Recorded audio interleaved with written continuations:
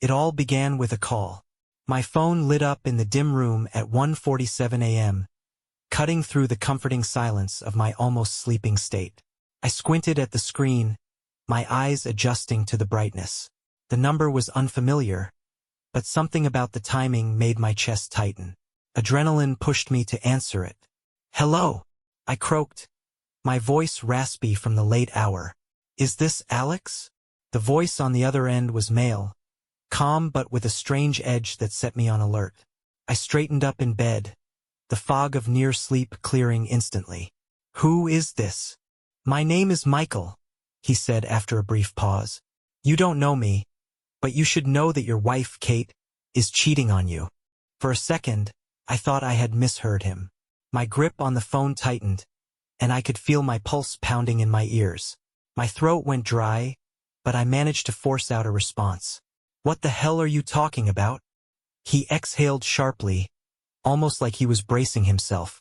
"I've been seeing Kate for 11 months. I thought you deserved to know." I didn't say anything at first, my brain trying to process the words he'd just spoken. It felt like a joke, a cruel late-night prank. But the way he spoke, steady, almost resigned, made me think otherwise. My heart started to hammer in my chest, my breath coming in shallow bursts. "Why are you telling me this?" My voice wavered, somewhere between anger and disbelief. "Because I'm done. I didn't know she was married when we started seeing each other, but once I found out, she told me she was planning to leave you. She hasn't, and I'm tired of being lied to. I don't want to be a part of this anymore." The room suddenly felt smaller, the walls pressing in on me. I stared blankly at the darkness, my mind racing through every interaction I'd had with Kate over the last year. Nothing had seemed off. No late nights she couldn't explain. No unusual behavior. "You're lying," I said, my voice barely above a whisper. "I'm not," he replied, "and I can prove it." The message came through seconds after the call ended, a chime that cut through the silence like a blade. My hands trembled as I opened it. It was from the same unknown number. "I don't expect you to believe me outright," Michael had texted, "but I'm sending you proof. Check your messages." I sat there, staring at the screen as the attachments started to come through, one by one. Screenshots of conversations, photos, and, was that Kate's face? My breath hitched. I opened the first image, my thumb hovering nervously over the screen. It was a screenshot of a text conversation. Kate's name was at the top of the thread, unmistakable. Her words were casual, filled with little jokes, emojis she rarely used with me, and the kind of lightheartedness I hadn't seen in years. "Had a great time last night. Wish I could have stayed longer. You were amazing. Can't stop thinking about you." Michael's response read. My stomach churned as I scrolled further, my hand trembling so badly I almost dropped the phone. More messages followed. Plans made in secret, inside jokes I couldn't understand, and pet names that made my skin crawl. Then came the photos. The first one was of Kate. She was wearing the expensive evening dress I'd bought her for our 5th wedding anniversary, her smile radiant and confident as she leaned on a bar counter. But she wasn't alone. A man, Michael, I assumed, stood beside her. His hand rested casually on her back, and Kate's hand was perched on his shoulder, her fingers lightly curled like they belonged there. I felt like the wind had been knocked out of me. My eyes darted back and forth between the photos and the messages. This wasn't a misunderstanding. This wasn't something I could explain away as platonic or innocent. It was real. The rest of the screenshots painted the same damning picture. Dates at restaurants I'd never heard her mention, hotel reservations, even references to their first meeting. I sat there, my mind spinning, my chest tightening with every passing second. It didn't make sense. Kate wasn't like this.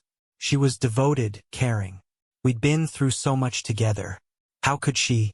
I swallowed hard and tried to calm the storm raging in my chest. I couldn't let her know what I had yet. Not until I heard it from her. I had to confront her, but I wanted the upper hand. Kate got home after midnight, just as Michael had said she would. I heard the door click softly, the sound of her heels on the hardwood floor. She must have thought I'd already gone to bed because she moved quietly, almost stealthily. but I was sitting in the living room, waiting. "Kate!" I called out as she reached for the light switch. She jumped, her hand freezing midair. "Alex? You scared me," she said, her voice a little too light, a little too rehearsed. I stayed seated, my hands folded tightly in my lap to keep them from trembling. She looked dazed for a moment, like she hadn't expected me to be awake. But it only took her a few seconds to compose herself. "You're up late," she said, forcing a smile. "I thought you'd be asleep by now." I didn't respond immediately, letting the silence hang between us until it felt unbearable. "Who is Michael?" I asked, my voice calm but firm. The blood drained from her face. I watched her falter for the briefest moment, her mouth opening and closing like she couldn't quite figure out how to respond. "Michael?" she repeated, her tone wavering. "I don't know any Michael." My jaw tightened. "Don't lie to me, Kate. I know everything. The photos, the messages. He called me tonight."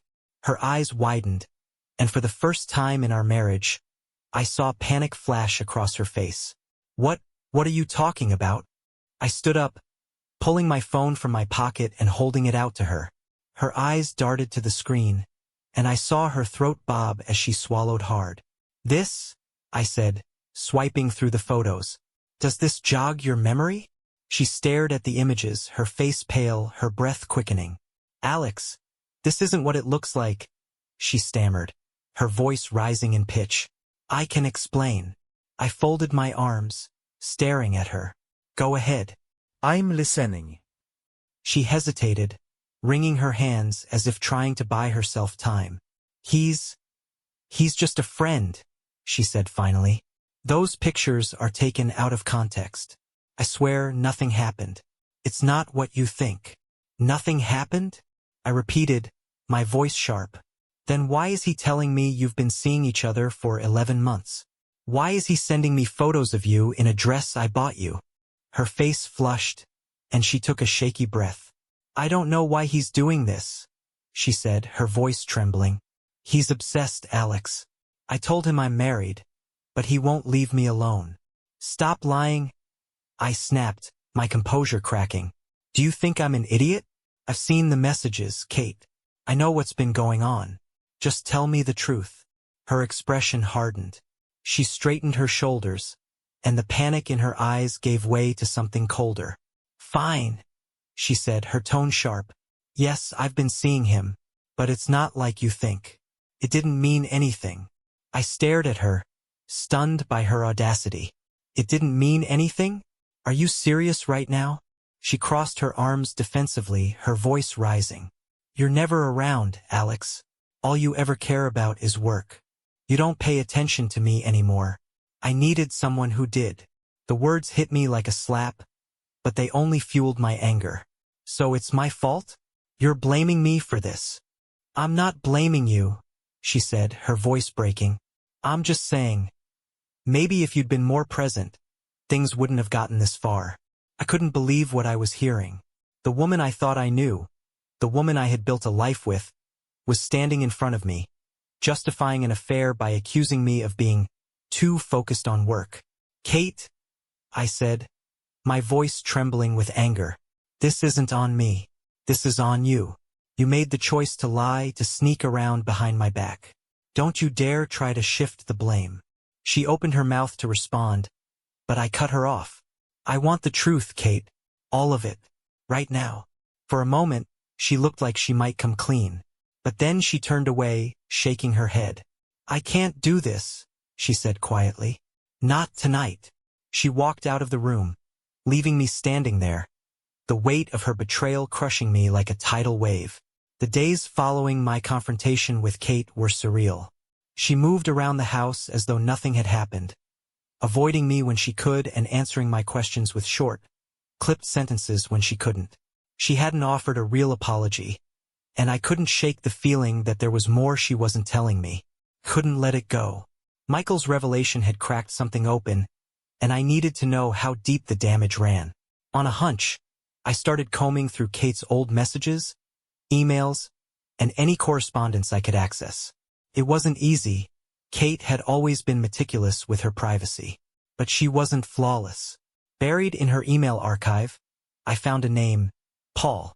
It wasn't a name I recognized, but something about the way she addressed him in the emails felt off. Their exchanges were formal, professional, but there were subtle cues, phrases she used, an overly polite tone, that set my nerves on edge. I started digging deeper, using every bit of information I could find. Paul was 17 years older than Kate, married, and worked for a company that frequently collaborated with her firm. He had a senior position, which likely meant he and Kate crossed paths often. I couldn't confront her about this, not yet. If she'd lied so easily about Michael, she'd lie about Paul too. I needed confirmation. After a few days of quietly gathering information, I found Paul's contact details. I wasn't entirely sure what I expected to get from him, but I knew I had to try. When I finally worked up the nerve to call, my heart pounded against my ribs, the same way it had when Michael called me.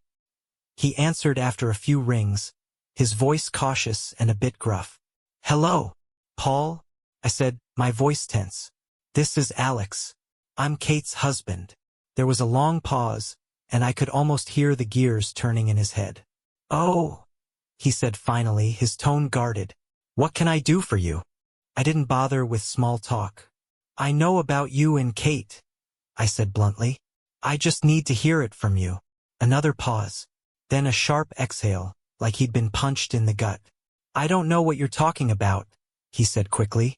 Too quickly. "Don't lie to me," I snapped, my anger bubbling to the surface. "I've seen the messages. I know everything." There was a moment of silence before he finally spoke again, his voice quieter now. "It wasn't serious," he said. "It was just random encounters. It didn't mean anything." I closed my eyes, gripping the phone so tightly my knuckles turned white. The words felt like déjà vu, a twisted echo of what Kate had said to me just days earlier. "Random encounters?" I repeated, my voice dripping with disbelief. "You're a married man, Paul. Did it ever occur to you how many lives you were wrecking for your encounters?" "I didn't. It wasn't like that," he stammered, his tone shifting to something defensive. "Kate, she wasn't some innocent victim in all of this, you know? She knew what she was doing. She approached me." I barked out a bitter laugh. "So now you're the victim? That's rich." "It's the truth," he insisted. "She was persistent. I told her it was a bad idea, but she wouldn't let it go. She said she wanted something outside her marriage." His attempt to shift the blame didn't surprise me. At this point, nothing did. But that didn't mean it hurt any less. "How long?" I asked, my voice hollow. There was a long pause before he answered. "A few months," he admitted. "It ended a while ago, I swear. It didn't mean anything." The words were starting to sound like a broken record. It didn't mean anything. A casual dismissal of what had clearly been more than just a fling. "Does your wife know?" I asked sharply. He didn't answer, which told me all I needed to know. "You're pathetic," I said, my voice cold. "You're just as much a liar as she is." "Look," he said, his tone growing desperate. I'm sorry. Okay. I never wanted this to get out. It was stupid. I wasn't thinking. "No," I said, cutting him off. "You were thinking. You just didn't care. And now you get to live with the consequences." I ended the call before he could respond, tossing my phone onto the couch and leaning back with a heavy sigh. My chest felt tight, my head pounding with the weight of everything I just learned. Paul had confirmed what I already suspected, but it didn't bring me any comfort. If anything, it made everything worse. It wasn't just Michael. Kate had done this before, more than once it seemed, and if I hadn't started digging, I never would have known. The woman I thought I knew was a stranger. Every memory we'd built together now felt tainted, every kind word and loving gesture overshadowed by her betrayals. I sat there in the silence of the living room, trying to piece together how to move forward. I wasn't sure what hurt more, the betrayal itself or the realization that I might never truly understand the woman I had married. The more I thought about what Kate had done, the more the anger burned in me, consuming every corner of my mind. She had lied to my face, betrayed the trust we'd spent years building, And now the truth was unraveling faster than I could keep up. Michael, Paul, how many others had there been? How long had I been living in ignorance while she carried on these secret lives? I couldn't let this go unanswered. Kate had to face the consequences of her actions. And not just her. Paul's voice echoed in my mind. His pathetic attempts to shift blame. His spineless excuse that it didn't mean anything. The fact that he had a wife, Sharon, who was completely unaware of his betrayal, made my stomach churn. She deserved to know. It didn't take much effort to find her. A quick search on social media revealed everything I needed. Her profile, pictures of their family, posts about their vacations and anniversaries. She looked so happy in those photos, blissfully unaware of the lies Paul had been feeding her. I hesitated for a moment, my finger hovering over the message button. It felt cruel to shatter someone's world like this. But wasn't that what Kate and Paul had already done to mine? Sharon had a right to the truth. I started typing, my hands trembling as I carefully worded the message. Hi Sharon. My name is Alex. I'm reaching out because I believe you deserve to know the truth about your husband, Paul. I recently discovered that my wife, Kate, has been having an affair with him. I have evidence, photos and messages that confirm it. I'm so sorry to bring this to you, but I thought you should know. I attached the screenshots and photos, double-checked the message, and hit send. For the next hour, I couldn't focus on anything else. I paced the living room, my mind racing with scenarios of how she might respond. Would she believe me? Would she confront Paul? Would she ignore it completely? When her reply finally came, my phone buzzed loudly in the quiet room. I snatched it up and read her response. Thank you for telling me, Alex. I don't know what to say. I had no idea. I feel sick. Thank you for sharing this with me. I'll make sure Paul faces the consequences of his actions. I'm so sorry you're going through this too. Her words hit me harder than I expected. In a strange way, I felt validated. She understood the pain, the betrayal. I wasn't alone in this nightmare.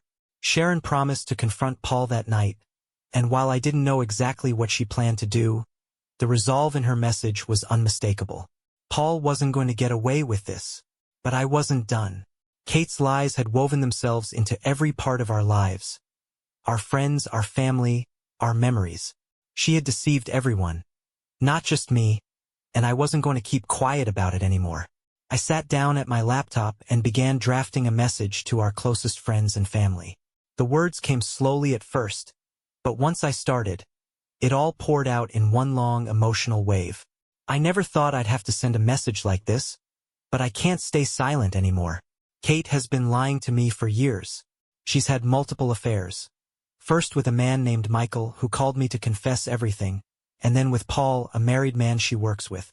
I have proof of both affairs, including photos and messages. I'm sharing this with you because I believe you deserve to know the truth about what's been happening. This isn't easy for me, but I refuse to let her continue deceiving everyone around her. I've loved Kate for years, but the person I thought I married is not the person she really is. I added a few screenshots to the message, just enough to back up my claims without being unnecessarily cruel, and hit send. The responses started flooding in almost immediately.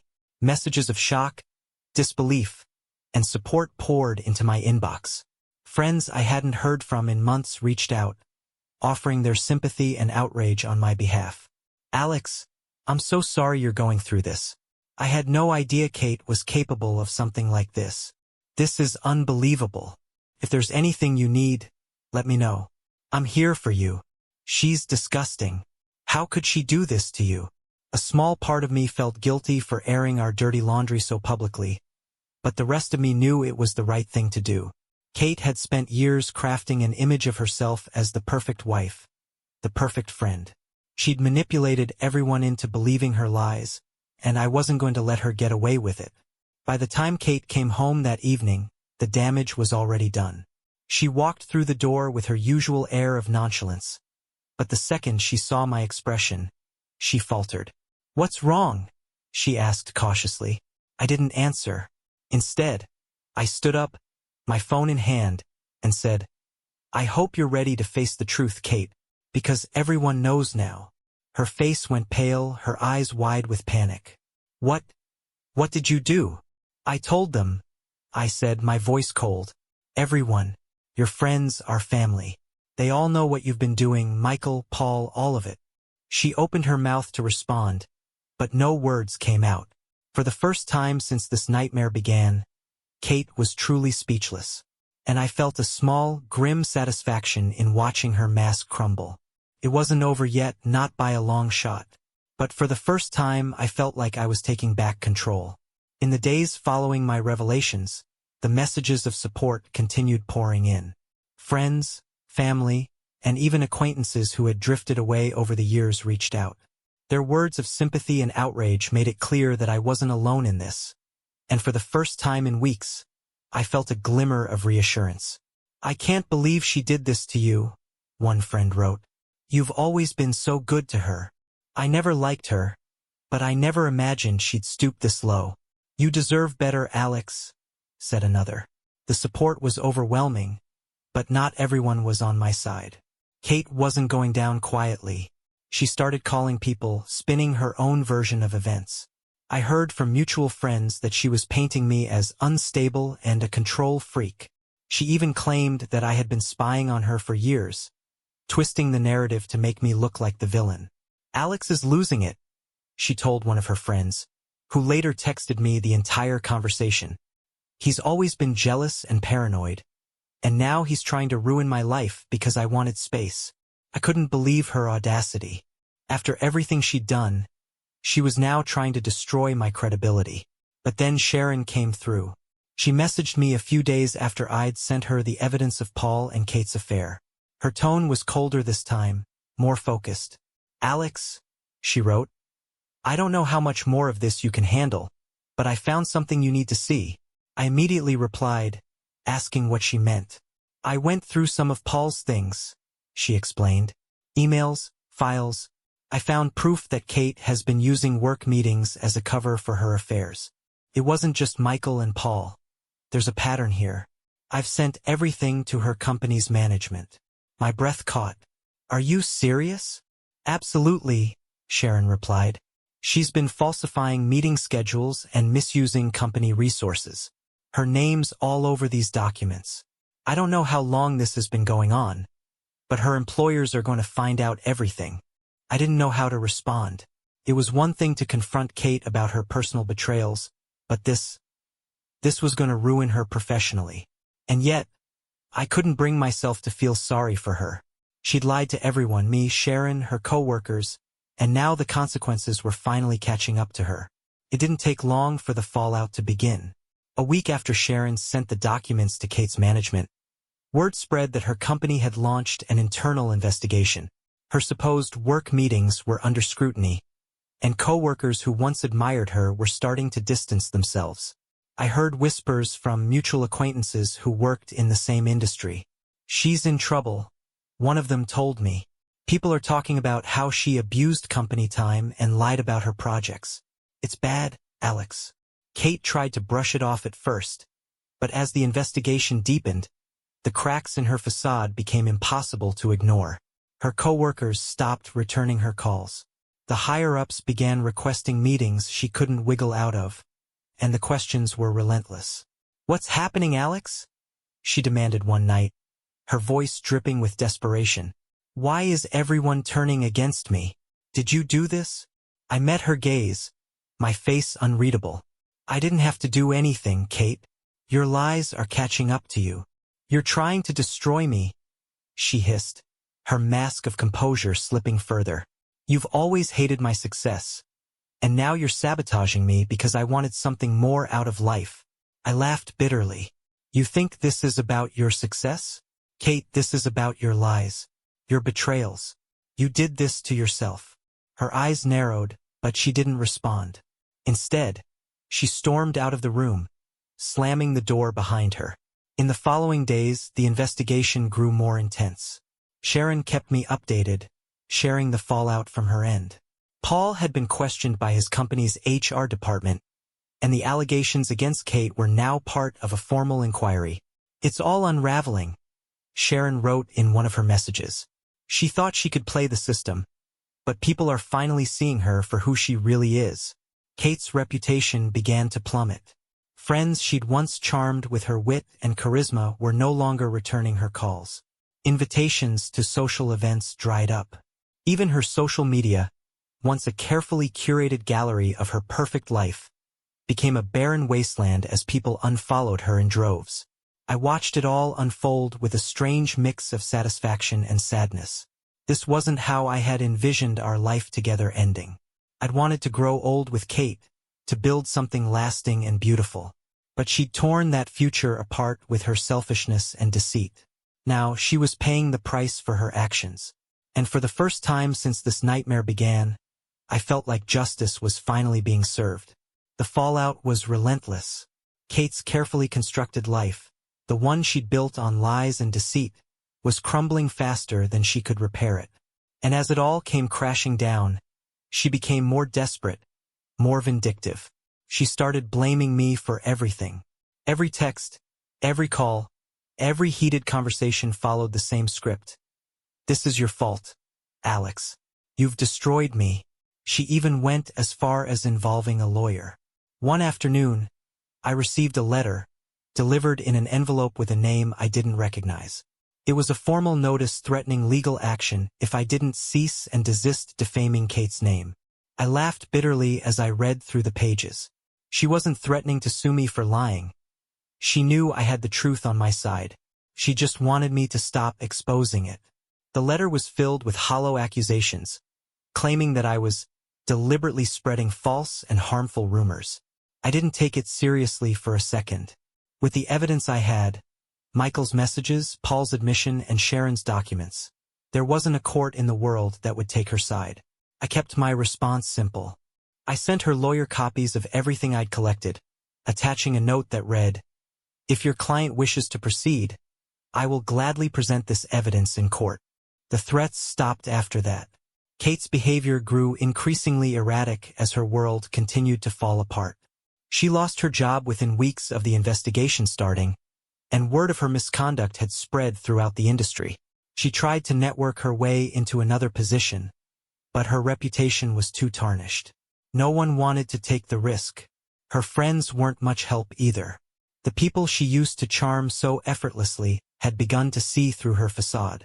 Some of them outright cut ties, while others kept their distance, unwilling to be associated with the mess she'd created. Then, one night, she came home in tears. I heard the door slam and the sound of her heels clicking against the floor, but I didn't move from my spot on the couch. I'd learned to let her come to me. She appeared in the doorway, her mascara streaked down her cheeks, her face red and swollen from crying. Her hands were clenched into fists at her sides, and for a moment, she just stood there, glaring at me with a mix of anger and despair. "You ruined everything for me," she finally screamed, her voice cracking. "My job, my friends, my life. It's all gone because of you." I stared at her for a long moment, letting her words hang in the air. Then I set down my drink, leaned forward, and met her gaze. "No, Kate," I said calmly. "You did it yourself." She flinched as if I'd struck her. For a second, she looked like she might argue, but the words never came. Instead, she sank onto the armchair across from me, burying her face in her hands. "You don't understand," she sobbed. "I didn't mean for it to go this far. I wasn't happy, Alex. I felt like I was suffocating." I clenched my jaw, fighting back the wave of anger that rose in my chest. "So you thought the solution was to lie? To betray me? To blow up our entire life instead of having one honest conversation?" She didn't answer. Her shoulders shook as she cried, and for a brief moment, I felt a flicker of pity for her. But it didn't last long. "I gave you everything, Kate," I said quietly. "My love, my trust, my commitment, and you threw it all away. You don't get to blame me for the consequences of your own actions." Her sobs grew quieter, and she wiped her face with trembling hands. "What do we do now?" she whispered. I stood up, the weight of everything we'd been through pressing down on me. "We don't do anything," I said firmly. "I'm done, Kate. This marriage is over." She looked up at me, her eyes wide with panic. Alex, no. I've already contacted a lawyer, I interrupted. You'll hear from them soon. She sat there, stunned, as I walked past her and up the stairs. For the first time in weeks, I felt a sense of clarity, a sense of purpose. This wasn't about revenge anymore. It was about freedom. Freedom from the lies, the betrayal, the constant weight of wondering who Kate really was.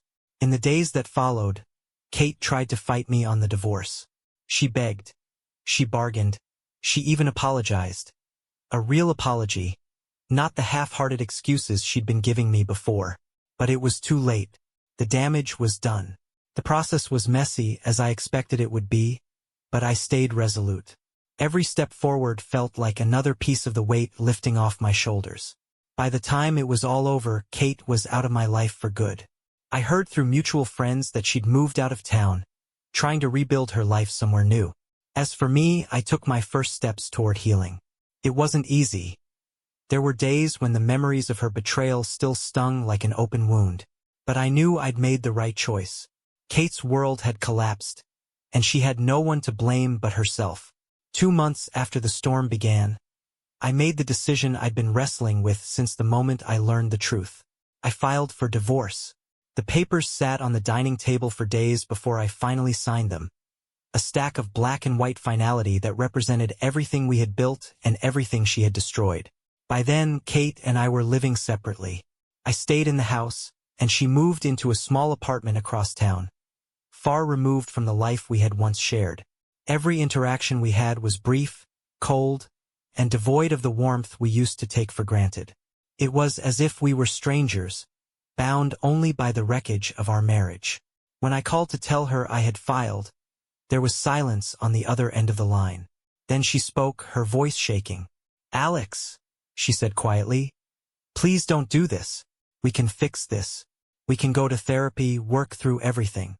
Her words were pleading, but I couldn't muster even a flicker of sympathy. The image of her smiling in those photos with Michael and Paul was still seared into my memory, a permanent reminder of the betrayal I could never forgive. "Kate," I said, my tone calm but firm, "this isn't something we can fix. You made choices that destroyed everything we had. I can't trust you, and without trust, there's no marriage." "I made mistakes," she said, her voice breaking. "I know that, and I'm sorry. But doesn't what we had mean anything to you?" "It meant everything to me," I replied, my throat tightening. "That's why it hurts so much that it didn't mean the same to you." The line went quiet again, but I could hear her soft, uneven breathing. When she finally spoke, it was barely above a whisper. "You're really going through with this?" "I am," I said. "You need to move on, Kate." "So do I." Her begging didn't stop there. Over the following weeks, she sent me messages at all hours of the day and night. Sometimes they were filled with apologies and promises to change. Other times they were angry rants, blaming me for everything that had gone wrong. "This isn't all my fault, Alex," one text read. "You were so focused on work. You didn't even notice how unhappy I was." Another simply said, "You're being so cruel. After everything we've been through, how can you just throw me away like this?" But I didn't respond to most of her messages. There was nothing left to say.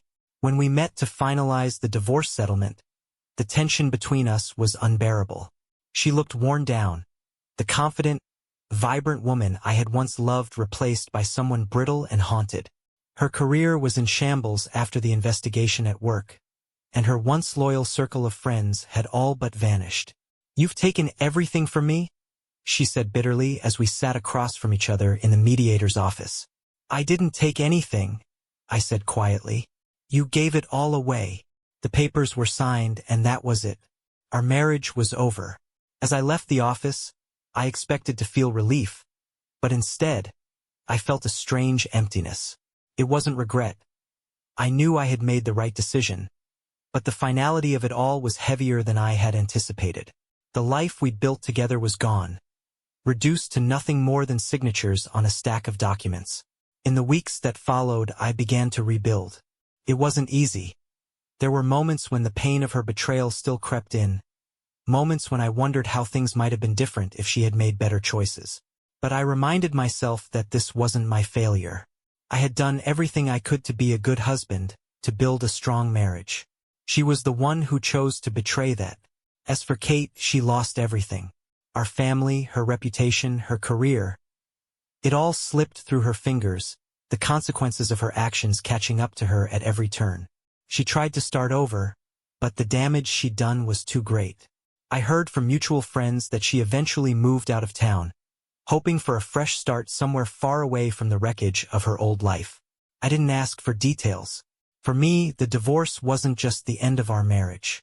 It was the beginning of something new. A life free from lies, manipulation, and betrayal. It wasn't the future I had envisioned, but it was mine to shape, and for the first time in a long time, I felt hope. The day I signed the final divorce papers felt like stepping out of a suffocating fog. For 8 long years, I had poured everything I had into my marriage.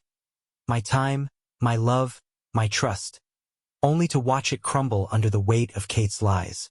But now, as the ink dried on those documents, I felt a strange, unfamiliar sensation washing over me. Relief. For the first time in years, I was free. Free from the constant second-guessing, the silent doubts I hadn't even realized I was carrying. Free from the carefully constructed image of a life that had turned out to be a lie. It wasn't an easy realization to come to, but as I walked out of the courthouse that day, I knew this was the beginning of something new. A second chance, not just to rebuild my life, but to do it on my own terms, without the shadow of betrayal looming over me. The house felt different when I got home, emptier but also lighter. Kate's things were gone, her presence erased from the spaces we had once shared. At first, the silence was overwhelming, a constant reminder of what I had lost. But over time, I began to see it as something else. A blank slate. I threw myself into the process of starting over. I cleared out the remnants of our life together. The photos, the keepsakes, even the furniture she had picked out. I donated what I could, sold the rest, and slowly began to reshape the house into something that felt like mine. The days turned into weeks, and little by little, I began to rediscover myself. I reconnected with old friends, started picking up hobbies I hadn't touched in years, and even began considering what life might look like in the future. One night, as I was settling into bed, my phone buzzed with a notification. I picked it up, and there it was, the last message I would ever receive from Kate. "You'll regret it." I stared at the screen for a moment, feeling nothing. No anger, no sadness, not even curiosity. I simply put the phone down and turned off the light. Her words didn't matter anymore. For the first time in a long time, I didn't care what she thought. The next morning, I woke up feeling lighter than I had in years. The sun was shining through the curtains, and for the first time in what felt like forever, I realized I wasn't carrying the weight of her betrayal anymore. I was free not just from her, but from the life we had built on a foundation of lies. The road ahead wasn't going to be easy, and I knew there would be challenges to face. But as I sat at the kitchen table with a cup of coffee, looking out at the world beyond the window, I felt something I hadn't felt in a very long time. Hope.